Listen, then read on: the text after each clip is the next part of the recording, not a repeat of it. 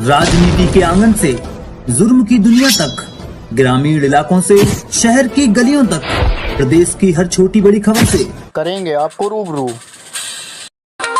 इस वक्त सबसे बड़ी खबर जनपद सीतापुर के खैराबाद थाना क्षेत्र से आ रही, जहां पर आपको बता दें ग्राम पंचायत दतेली में जयपाल पुत्र पूरन सुधीर पुत्र जयपाल खेत की जुताई करते समय 11,000 लाइन का तार टूटने से 2 लोग गंभीर रूप से हुए घायल, जिला अस्पताल में इलाज जारी। ये देखिए तार नीचे गिरा हुआ है।